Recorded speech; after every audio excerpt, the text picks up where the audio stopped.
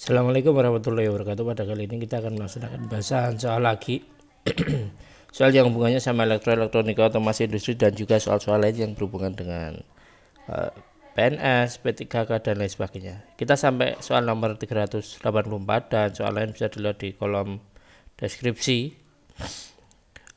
Untuk mengatur nilai tahanan atau resistansi dari isolasi yang membungkus bahan pengantar digunakan kabel listrik menggunakan alat ukur yang dinamakan ya. Jadi kalau ini ada kata-kata isolasi atau namanya insulation, itu di sini ngukurnya menggunakan insulation tester begitu. Kalau ini ohmmeter digunakan untuk mengukur hambatan. Ini sebenarnya sama, tetapi kalau digunakan ohmmeter kemampuannya kurang tinggi gitu, makanya digunakan ini karena ngukur itu bermega-mega ohm begitu. Makin besar makin bagus. Suatu isolasi makin besar mengisolasi, kemampuan isolasinya besar, maka makin bagus. Tapi kalau hambatannya kecil, dia makin berbahaya karena tujuannya mengisolasi bukan menghantarkan. Kalau kabel berbalikan gitu. Kalau amperometer digunakan untuk mengukur arus, osiloskop untuk mengukur ya bisa frekuensi, bisa amplitudo dan lain sebagainya, karena osiloskop itu bentuknya nanti gelombang gini, jadi bisa diukur tingginya, bisa diukur frekuensi dan lain sebagainya. Kalau nanometer ini apa ya? Mungkin mikrometer ada ya, tapi kalau nanometer mungkin bisa ditulis di komentar nanometer itu alat ukur apa. Mikrometer sekrup itu yang gini. Nah, untuk mengukur mikrometer yang sangat tipis sekali.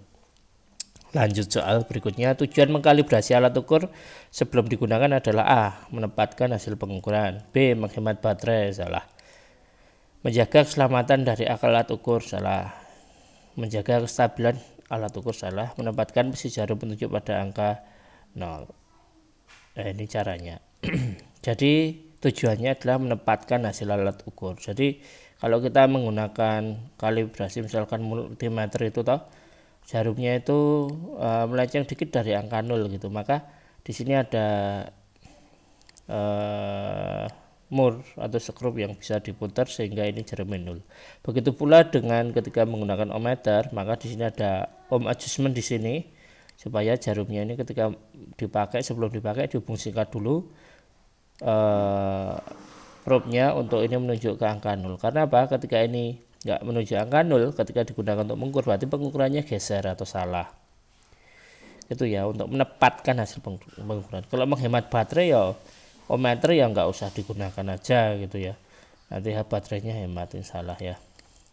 Kemudian menjaga keselamatan alat ukur lah. Kalau menjaga keselamatan alat ukur ini lebih cenderung ke penggunaan alat ukur yang baik dan benar. Jadi kalau mengukur tegangan 220 volt, maka gunakan batas ukur yang 1000 atau 500 ya.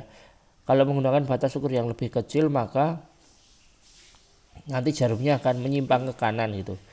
Atau mungkin salah menggunakan batas ukur, misalkan ohmmeter malah digunakan untuk mengukur tegangan AC, yang terjadi adalah bisa rusak atau terbakar koilnya ya. Syukur-syukur cuma skrinnya aja yang putus dan bisa diganti lagi. Kemudian menjaga kestabilan alat ukur.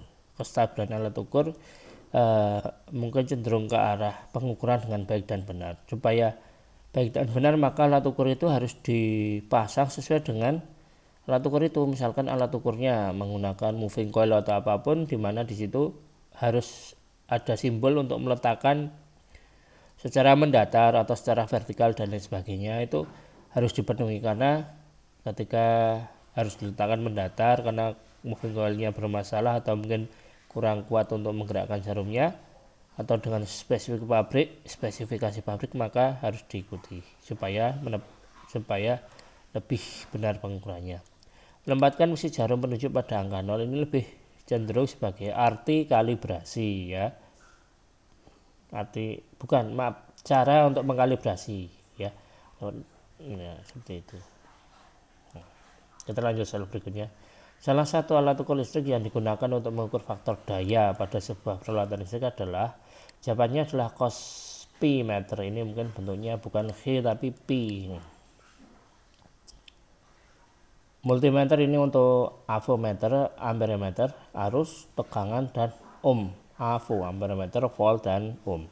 Takometer ini digunakan untuk RPM atau putaran motor atau putaran mesin ya, bisa di mobil, bisa di motor, ada takometernya.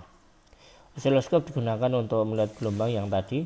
Meger adalah megaohmmeter ya, digunakan untuk mengukur isolasi. Kemudian Cospi-meter ini untuk mengukur faktor daya, karena nanti di situ bisa dihitung juga daya semu, daya reaktif, daya macam-macam lah, daya yang satuannya bisa kVAR, bisa watt, dan lain sebagainya. Kemudian berikutnya, manakah yang benar untuk simbol alat ukur jenis kumparan putar atau moving coil? Nah, kalau kayak gini itu kita kalau pengen dinalar itu berarti yang ada gerakannya atau gimana gitu ya. Tapi lebih alangkah baiknya kalau kita lihat referensi seperti ini ya, moving coil atau kumparan putar seperti ini ya. Nah ini ya, jawabannya adalah ini D ya, jawabannya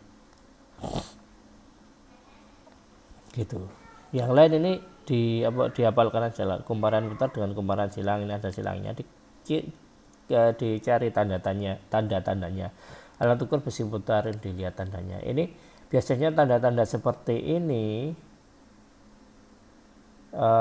akan berada di multimeter, tandanya kecil-kecil gitu, atau alat ukur yang lain yang mengindikasikan bahwa ini keterangan yang ada di multimeter. Misalkan nih alat ukur ini, kumparan silang, dan lain sebagainya, ini dihafalkan gitu. Nah, dengan termokopel dan lain sebagainya dihafalkan. Kemudian juga nanti ada yang arus DC, arus AC, kemudian ada ya macam-macam lah. Keadaan alat ukur harus tegak lurus, ini kan yang tadi dibicarakan di soal sebelumnya, alat ukur harus horizontal atau mendatar, ini ada di situ.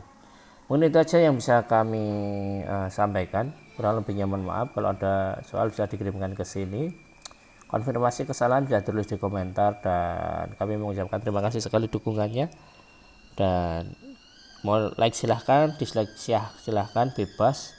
Terus yang penting Indonesia maju ya, kita belajar semua dan berbagi semua. Terima kasih. Wassalamualaikum warahmatullahi wabarakatuh.